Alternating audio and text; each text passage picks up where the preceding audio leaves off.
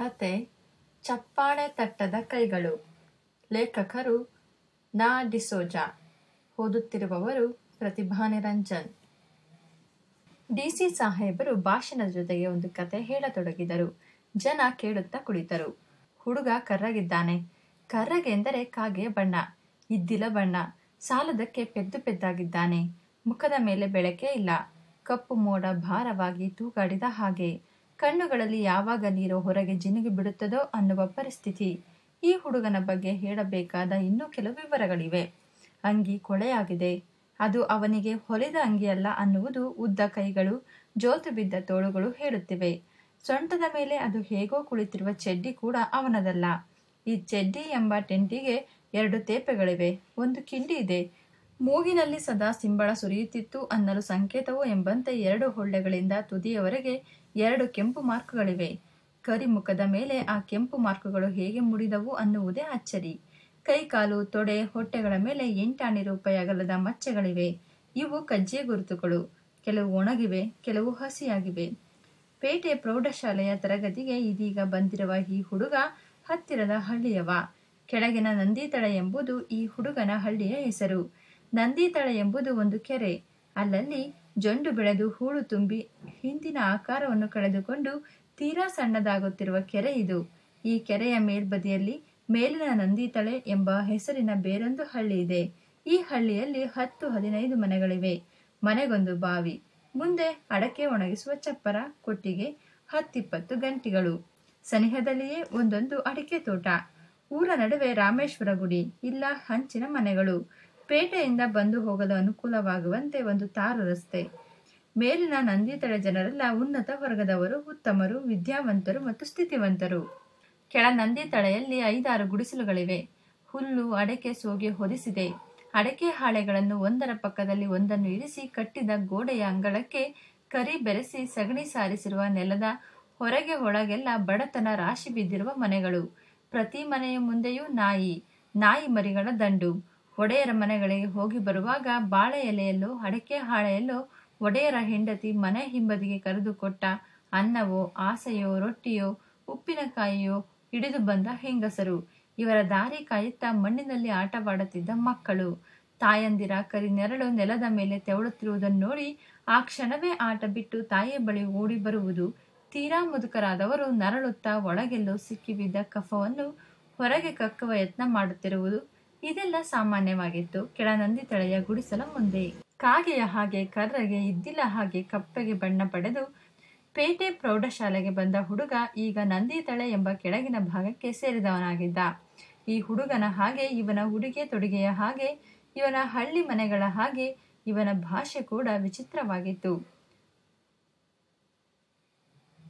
ಕೈಕಟ್ಟಿ ನಿಂತಿ ಬುದ್ಧಿ ಅನ್ನುತ್ತಿದ್ದ, ಒಡೆಯ ಅನ್ನುತ್ತಿದ್ದ, ಆಯಿತು ಎಂದು ತಲೆ ಆಡಿಸುತ್ತಿದ್ದ, ಹೌದು ಎಂದು ತಲೆದೂಗುತ್ತಿದ್ದ.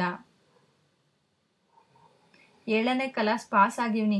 ಹಳ್ಳಿಯಿಂದ ನಡ್ಕೊಂಬತ್ತೀನಿ. ಮನೆಯೊಳಗೆ ಅಪ್ಪ ಅಮ್ಮ ಅಜ್ಜಿ ಅದಾರೆ. ಹೊಲಗಿಲ ಇಲ್ಲ, ಒಡೆಯರ್ ಮನೆ ಚಾಕರಿ. ನೀವು ಮುಟ್ಟಿಸ್ಕೋಬಾರ್ದವರು. ನಾವು ಮುಂಬಾಗಿಲಿಗೆ ಬರಲೇಬಾರದು. ನಾವು ಹಿಂಬಾಗಿಲೋರು ಎಂದು ಕೆಲ ಪ್ರಶ್ನೆಗಳಿಗೆ ಉತ್ತರಿಸುತ್ತಿದ್ದ. ಅವನ ಹೆಸರು ಕೂಡ ವಿಚಿತ್ರವಾಗಿತ್ತು.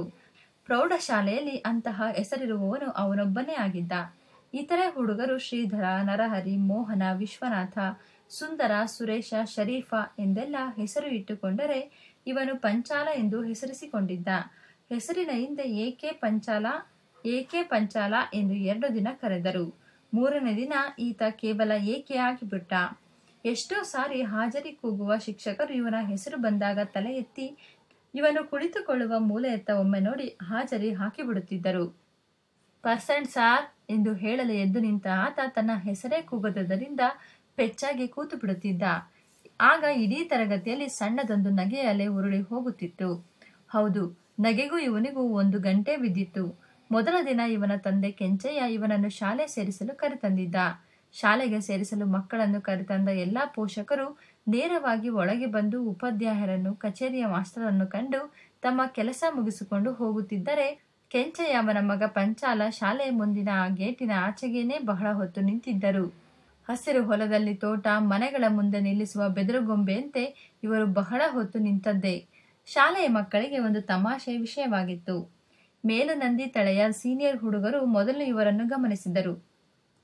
ಓ, ಕೆಂಚ ಇಲ್ಲಿಗೂ ಬಂತು ಎಂದವರು. ಕೆಂಚನ ಜೊತೆ ಪಂಚನೂ ಇದೆ. ಉಳಿದವರು ಕಿಸಕ್ಕನೆ ನಕ್ಕರು. ಹೈಸ್ಕೂಲಿಗೆ ಅಡ್ಮಿಟ್ ಆಗ್ಲಿಕ್ಕಾ? ಮತ್ತೆ ಯಾಕೆ ಬರ್ತಾರೆ? ಹಲ್ಸಿದ್ದೇನಿಲ್ಲಿ ಇದ್ದೀತು? ಈ ಮೇಲಿನ ನಂದಿ ತಳೆ ಹುಡುಗರ ಜೊತೆಗೆ ಬೇರೆ ಕೆಲ ಹುಡುಗರು ಸೇರಿಕೊಂಡರು. ಅವರು ಯಾರು ಗೊತ್ತಾ? ಯಾರು? ಕೆಂಚ ಪಂಚೆ. ಕೆಂಚ ಕೆಂಪಗಿರುತ್ತೆ, ಪಂಚೆ ಬೆಳ್ಳಗಿರುತ್ತೆ. ಆದ್ರೆ ಇವರಿಬ್ರು ಕಪ್ಪು. ನಗೆಯಲ್ಲಿ ಪ್ರಾರಂಭವಾಯಿತು. ಎಷ್ಟೋ ಹೊತ್ತಿನ ನಂತರ ಶಾಲೆಯ ಜವಾನ ಇವರ ಬಳಿ ಬಂದು ಯಾರು, ಏನು, ಎತ್ತ ಎಂದೆಲ್ಲ ಕೇಳಿ ಅವರನ್ನು ಮುಖ್ಯೋಪಾಧ್ಯಾಯರ ಬಳಿ ಕರೆದೊಯ್ದು ಪಂಚಾಲ ಶಾಲೆಗೆ ಸೇರಿಕೊಂಡ. ತರಗತಿಯಲ್ಲಿ ಸಾಲು ಡೆಸ್ಕುಗಳು. ಮೊದಲ 3-4 ಸಾಲುಗಳಲ್ಲಿ ತಮ್ಮನ್ನು ತಾವೇ ಬುದ್ಧಿವಂತರೆಂದುಕೊಂಡ ಹುಡುಗರು ಕುಳಿತರು. ಅವರ ಹಿಂದೆ ಕೆಲ ದಡ್ಡರು, ಬಡವರು. ಕೊನೆಯ ಸಾಲಿನ ಬೆಂಚಿನ ಕೊನೆಯಲ್ಲಿ ಪಂಚಾಲ. ಹಳ್ಳಿ ಶಾಲೆಯಲ್ಲೂ ಕೂಡ ಅವನಿಗೆ ಅದೇ ಜಾಗ ಮೀಸಲಾಗಿತ್ತು. ವಾಸನೆ ಸಾರ್, ಕಜ್ಜಿ ಸಾರ್, ಏನು ಕೋರೆ ಸಾರ್ ಎಂದು ಹುಡುಗರು ಇವನನ್ನು ದೂರ ಕೂರಿಸಿದ್ದರು. ಅವನು ಇಲ್ಲಿ ತಾನಾಗಿ ದೂರ ಕುಳಿತ. ನಿತ್ಯ ಬೆಳಗ್ಗೆ ಈತ ಬೆಳಗಿನ ನಂದಿ ತಳೆಯಿಂದ ಪುಸ್ತಕದ ಚೀಲ ಹೊತ್ತು ಹೊರಡುತ್ತಿದ್ದ. ಅವ್ವ ಅದೇನೋ ಊಟ ಮಾಡಿ ಹಾಕುತ್ತಿದ್ದಳು, ಎಲೆಯಲ್ಲಿ ಕಟ್ಟಿಕೊಡುತ್ತಿದ್ದಳು. ಹಳ್ಳಿಯಿಂದ ತುಸು ದೂರ ಬಂದರೆ ಪೇಟೆ ಹೆದ್ದಾರಿ. ಅಲ್ಲಿ ಕೆರೆ ಏರಿಯ ಮೇಲೆ 7-8 ಜನ ಹುಡುಗರು ಪೇಟೆ ಶಾಲೆಗೆ ಹೋಗುವವರು ಕಾದಿರುತ್ತಿದ್ದರು. ಪಂಚಾಲ ತನ್ನ ಪಾಡಿಗೆ ತಾನು ಮುಂದೆ ನಡೆದರೆ ಈ ಕೆರೆ ಏರಿಯ ಮೇಲಿನ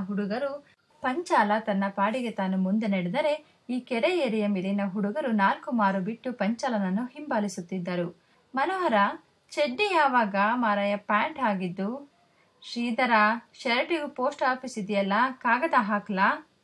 ವಿಜಯಕುಮಾರ್, ಕಪ್ಪು ಬಣ್ಣಕ್ಕೆ ಬೇರೆ ಬೇರೆ ಹೆಸರುಗಳಿವೆ ಗೊತ್ತಾ ನಿನಗೆ? ಮೇಲಿನ ನಂದಿ ತಳೆ ಹೆಗ್ಡೆಯರ ಮನೆಯಲ್ಲಿ ಕೆಲಸ ಇಲ್ಲಾಂದ್ರೆ ಪೇಟೆಗೆ ಈ ಪುಸ್ತಕ ಚೀಲ ಹೊರೋ ಕೆಲಸ ಯಾರಪ್ಪ ಕೊಟ್ರು? ತಲೆಗೊಂದು ಮಾತು, ಹಿಂದೆಯೇ ಕೇಕೆ, ನಗು, ಅಟ್ಟಹಾಸ. ಮರದ ಮೇಲೆ ಕಾಗೆಗಳು ಎದ್ದು ಹಾರುವ ಪರಿಸ್ಥಿತಿ. 4 ದಿನ ನೋಡಿ ಪಂಚಾಲ ಕೆಂಚಯ್ಯನ ಬಳಿ ತನ್ನ ಗೋಳು ತೋಡಿಕೊಂಡ. ಅಪ್ಪಯ್ಯ, ನನಗೆ ಶಾಲೆ ಬೇಡ. ಯಾಕೆ? ನೀನು ನನ್ನ ಹಾಗೆ ಆಗ್ತೀಯಾ? ಬೇಡ ಮಗ, ನೀನು ಓದಬೇಕು. ಉದ್ದುದ್ದ ಬಿಡುಗೂದಲ ನಡುವೆ ತಂದೆ ಕಣ್ಣ ನೀರು ಜಾರಿ ತನ್ನ ಕೆನ್ನೆ ತುಟಿಗಳನ್ನು ಒದ್ದೆ ಮಾಡುತ್ತಿರಲು ಪಂಚಾಲ ತನ್ನ ತಂದೆ ಬಿಗಿ ಹಿಡಿತದಿಂದ ತಪ್ಪಿಸಿಕೊಂಡು ನುಡಿದ. ಹಂಗಾರೆ ನಾನು ಓದ್ತೀನಿ ಬಿಡು, ನೀ ಅಳ್ಬೇಡ, ನಾನು ಓದುತ್ತೀನಿ. ಪಂಚಾಲ ನಿರ್ಧಾರ ಮಾಡಿದ, ಹಠ ಹಿಡಿದ. ಆದರೂ ವಾತಾವರಣ ತಿಳಿಯಾಗಲಿಲ್ಲ. ಪಾಠ ಹೇಳಿಕೊಡುವ ಶಿಕ್ಷಕರು ಹುಡುಗರಿಗೆ ಕುಮ್ಮಕ್ಕು ನೀಡಿದರು. ಏಕೆ ನಿನ್ಗ್ಯಾಕೆ ಜಾಮಿಟ್ರಿ? ಏಕೆ ನಿನ್ಗ್ಯಾಕೋ ಹಿಸ್ಟ್ರಿ? ಏಕೆ ಬೇಕೋ ಜಿಯೋಗ್ರಫಿ? ಹುಡುಗರು ಇದನ್ನೇ ಒಂದು ಸ್ಲೋಗನ್ ಮಾಡಿಕೊಂಡರು. ಪಂಚಾಲನ ನೆರಳು ಕಂಡರೆ ಸಾಕು. ಏಕೆ ನಿನಗೆ ಜಾಮಿಟ್ರಿ ಯಾಕೆ? ಏಕೆ ನಿನಗೆ ಹಿಸ್ಟರಿ ಯಾಕೆ? ಏಕೆ ನಿನಗೆ ಆಲ್ಜಿಬ್ರಾ ಯಾಕೆ? ಏಕೆ ನಿನಗೆ ಗಣಿತ ಬೇಕೆ? ಏಕೆ ನಿನಗೆ ಕನ್ನಡ ಬೇಕೆ? ಏಕೆ ಏಕೆ ಇಂಗ್ಲಿಷ್ ಸಾಕೆ? ಮೊದಲೇ ಪೆದ್ದಾಗಿದ್ದ ಪಂಚಾಲ ಮತ್ತು ಪೆದ್ದನಾದ. ಕೊನೆ ಸಾಲಿನ ಕೊನೆ ಬೆಂಚನ್ನು ಆತ ಬಿಡಲಿಲ್ಲ. ಶಿಕ್ಷಕರು ಹೇಳಿಕೊಡುವ ಪಾಠ ಅರ್ಥವಾಗುತ್ತಿತ್ತು. ಅವರು ಕೇಳುವ ಪ್ರಶ್ನೆಗಳಿಗೆ ತಟ್ಟನೆ ಉತ್ತರ ಹೊಳೆಯುತ್ತಿತ್ತು. ಹೇಳಿದ ಹೋಂವರ್ಕ್ ಮಾಡುತ್ತಿದ್ದ. ಬೋರ್ಡಿನ ಮೇಲೆ ಲೆಕ್ಕ ಬಿಡಿಸಲು ಶಿಕ್ಷಕರು ತನ್ನನ್ನು ಕರೆಯಬಹುದು ಎಂದು ಕಾದ. ಯಾರೂ ಅವನನ್ನು ಕರೆಯದೆ ಹೋದಾಗ ಒಂದು ಬಾರಿ ತಾನೇ ಎದ್ದು ನಿಂತು ಕೇಳಿದ, ಸಾರ್, ಆ ಲೆಕ್ಕ ನಾನು ಮಾಡ್ಲಾ? ಏನು ಲೆಕ್ಕ ಮಾಡ್ತೀಯಾ ನೀನು? ಏಕೆ ಪಂಚರಯ್ಯ, ಇಲ್ಲಿ ಬಂದು ಬೋರ್ಡಿನ ಮೇಲೆ ಲೆಕ್ಕ ಮಾಡೋದೆ? ಬೇಡಪ್ಪ, ಬೋರ್ಡ್ ತೊಳಿಲಿಕ್ಕೆ ಗಂಗಾಜಲ ಎಲ್ಲಿಂದ ತರ್ಲಯ್ಯ? ಕುತ್ಕೋ ದರಿದ್ರ ಮೊಂಡದೆ. ಹೋ ಎಂದರು ಹುಡುಗರು. ಮಾಡಿನ ಹೆಂಚುಗಳು ಎದ್ದು ಕುಣಿದವು. ಕಿಟಕಿ ಬಾಗಿಲುಗಳು ಬಡಿದುಕೊಂಡವು. ಗೋಡೆಗಳ ಮೇಲೆ ದೇವರ ಪಟಗಳು ಇದ್ದಲ್ಲಿಯೇ ನಗೆದಾಡಿದವು. ತರಗತಿಯಲ್ಲಿ ಹೊರಗೆ, ಅಂಗಳದಲ್ಲಿ, ಗೇಟಿನ ಬಳಿ, ಗುಮಾಸ್ತರ ನಡುವೆ ಇದೇ ಮಾತು ಉರುಳಾಡಿತು. ಹೀಗೆ ಮಾತನಾಡಿದ ಶಿಕ್ಷಕರ ಹಾಸ್ಯ ಪ್ರಜ್ಞೆಯನ್ನು, ವೈರತ್ವವನ್ನು, ಸಹಜ ಮಾತನ್ನು, ಬುದ್ಧಿವಂತಿಕೆಯನ್ನು ಎಲ್ಲರೂ ಕೊಂಡಾಡಿದರು. ಪಂಚಾಲ 2-3 ದಿನ ಊಟ ಮಾಡಲಿಲ್ಲ. ಯಾಕೆ ಮಗ?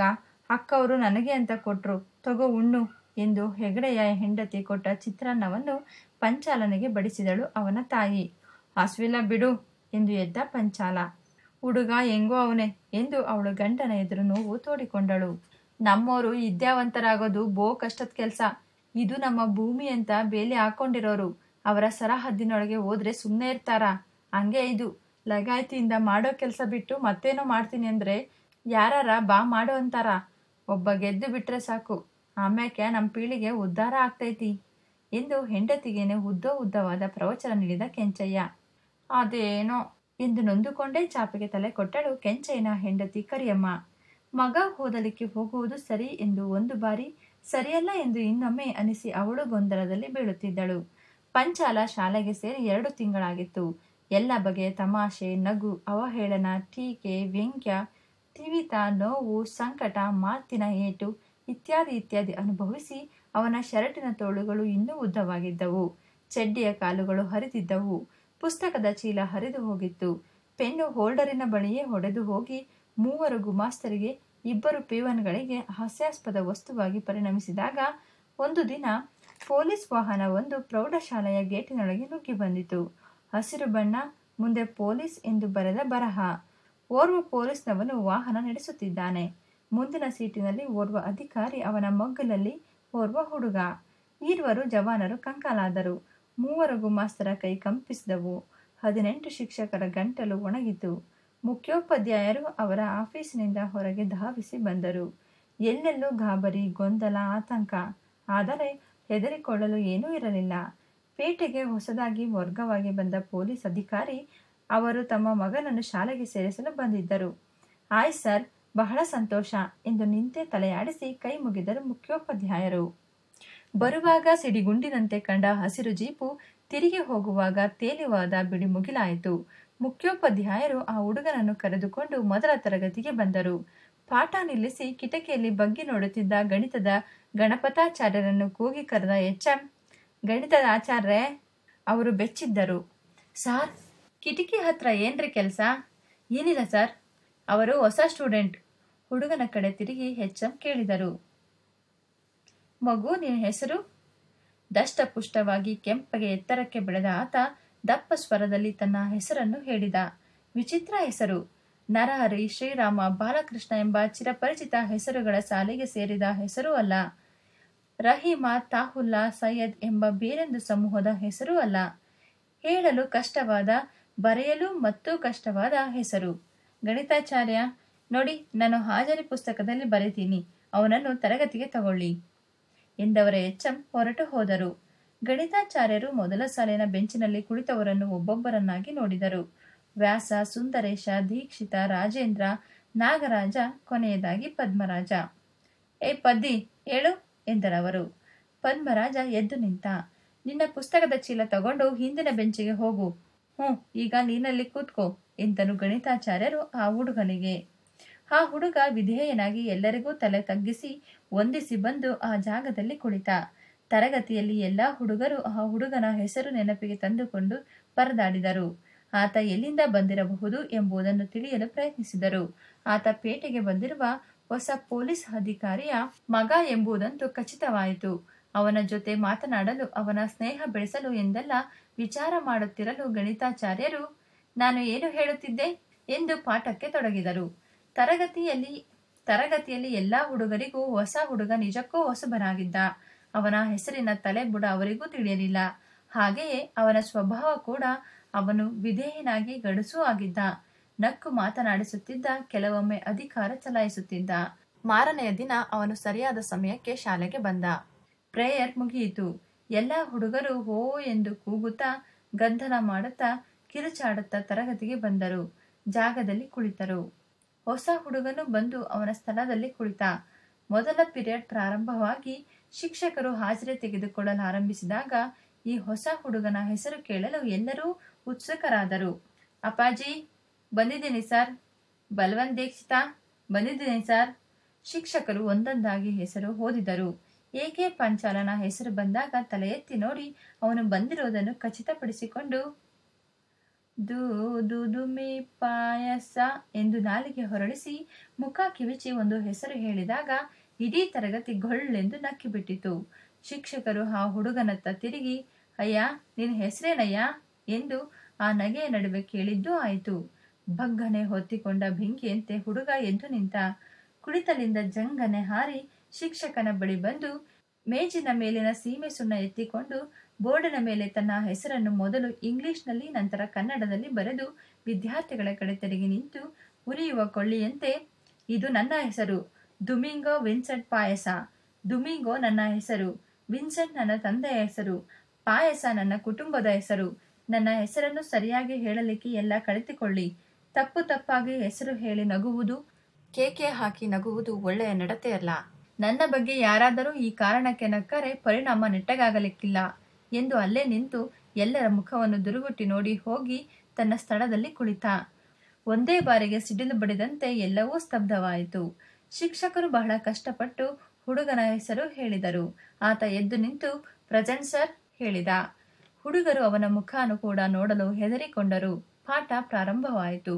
5-6 ದಿನಗಳಲ್ಲಿ ದುಮಿಂಗೋ ತರಗತಿಯ ವಾತಾವರಣವನ್ನು ಅರ್ಥ ಮಾಡಿಕೊಂಡ. ಕೊನೆಯ ಬೆಂಚಿನ ಮೂಲೆಯಲ್ಲಿ ಮುದುರಿ ಕುಳಿತ ಪಂಚಾಲನನ್ನು ಕೂಡ ಆತ ಗಮನಿಸದಿರಲಿಲ್ಲ. ಇವನೇ ಹೋಗಿ ಪಂಚಾಲನನ್ನು ಮಾತನಾಡಿಸಿದ. ಪಂಚಾಲ ಮುದುರಿಕೊಂಡು ಹಿಂದೆ ಹೋದ. 7-8ನೇ ದಿನ ಪ್ರಾರ್ಥನೆ ಮುಗಿಸಿಕೊಂಡು ವಿದ್ಯಾರ್ಥಿಗಳು ತರಗತಿಗೆ ಬಂದರು.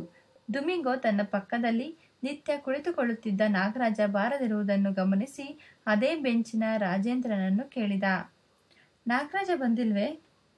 ಅವನಿಗೆ ಹುಷಾರಿಲ್ಲ, ಅವನು 8 ದಿನ ಬರೋದಿಲ್ಲ. ದುಮಿಂಗೋ ಎದ್ದು ಹೋಗಿ ಪಂಚಾಲ ಕೈ ಹಿಡಿದ. ನೀನು ಇಲ್ಲಿ ಕೂತ್ಕೋಬೇಡ ಪಂಚಾಲ, ಬಾ ಅಂದ. ಬೇಡ ಬೇಡ ಎಂದು ನಿರಾಕರಿಸುತ್ತಿದ್ದ ಪಂಚಾಲನನ್ನು ಎಳೆದು ತಂದಂತೆ ತಂದು ತನ್ನ ಮಗ್ಗಲಲ್ಲಿ ಕೂರಿಸಿಕೊಂಡ. ವಿದ್ಯಾರ್ಥಿಗಳೆಲ್ಲ ಗಾಬರಿಯಾದರು.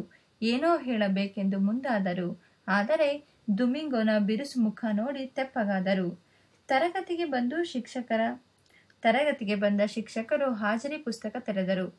ಅಪ್ಪಾಜಿ, ಬಲವಂತ್ ದೀಕ್ಷಿತ, ಚಂದ್ರಶೇಖರ್, ಈರಣ್ಣ. ನಡುವೆ ನಿಂತ ದುಮಿಂಗೋ ಸರ್ ಎಂದ. ಏನು ದುಮಿಂಗೋ, ನೀವು ಪಂಚಾಲಯ್ಯನ ಹೆಸರು ಕರೆಯಲಿಲ್ಲ? ಶಿಕ್ಷಕರು ಏನೋ ಸಬೂಬು ಹೇಳಲು ನೋಡಿದರು. ದುಮಿಂಗೋನ ದೊಡ್ಡ ಕಣ್ಣುಗಳಿಗೆ ಹೆದರಿದರು. ಹೌದು ಪಂಚಾಲಯ್ಯ, ಬಂದಿದ್ದೀನಿ ಸರ್. ಮೊದಲ ಬಾರಿಗೆ ಎಲ್ಲಾ ಹುಡುಗರಂತೆ ಚಿಮ್ಮಿ ನಿಂತು ಎತ್ತರದ ಧ್ವನಿಯಲ್ಲಿ ಪಂಚಾಲಯ್ಯ ಹಾಜರಿ ಹೇಳಿದ. ದುಮಿಂಗೋ ಅವನ ಕೈ ಹಿಸುಕಿ ನಕ್ಕ. ಪಂಚಾಲಯ್ಯ ಗಾಳಿಯಲ್ಲಿ ತೇಲಿದ. ಇನ್ನು ಈ ಪಂಚೆ ಸುದ್ದಿಗೆ ಹೋಗೋ ಹಾಗಿಲ್ಲಪ್ಪ. ಒಂದು ಪಿಸು ಮಾತು ತರಗತಿಯಿಂದ ಹೊರಗೆ ಹಮ್ಮಿತು. ಪೊಲೀಸ್ ಅಧಿಕಾರಿ ಮಗ ದುಮಿಂಗೋ ಪಂಚಾಲಯ್ಯನ ಕೈ ಹಿಡಿದು ಹೊರಗೆ ಬಂದಾಗ ಎಲ್ಲರೂ ಮುಖ ಮುಖ ನೋಡಿಕೊಂಡು ತುಟಿ ಕಚ್ಚಿಕೊಂಡರು. ಡಿಸಿ ಸಾಹೇಬರು ಭಾಷಣ ಮುಗಿಸಿದ್ದರು. ನಾನೇನು ಹೆಚ್ಚು ಮಾತನಾಡೋದಿಲ್ಲ. ಈ ಕಥೆಯ ಏಕೆ ಪಂಚಾಲ ನಾನೇ. ಇಷ್ಟು ಹೇಳಿ ತನ್ನ ಮಾತನ್ನು ಮುಗಿಸುತ್ತೇನೆ. ನಮಸ್ಕಾರ. ಡಿಸಿ ಸಾಹೇಬರಿಗೆ ಸಂತೋಷವಾಗುವ ಹಾಗೆ ಭರ್ಜರಿ ಚಪ್ಪಾಳೆ ತಟ್ಟಬೇಕು ಎಂದು 2 ಕೈ ತೆರೆದುಕೊಂಡಿದ್ದವರೆಲ್ಲ ತೆಪ್ಪಗೆ ಕುಳಿತು ಬಿಟ್ಟರು. ಅವರ 2 ಕೈಗಳು ಸತ್ತು ಹೋಗಿದ್ದವು. ಇಲ್ಲಿಗೆ ನಾ ಡಿಸೋಜರವರು ಬರೆದ ಚಪ್ಪಾಳೆ ತಟ್ಟದ ಕೈಗಳು ಎಂಬ ಕತೆ ಮುಕ್ತಾಯವಾಯಿತು. ಓದಿದವರು ಪ್ರತಿಭಾ ನಿರಂಜನ್.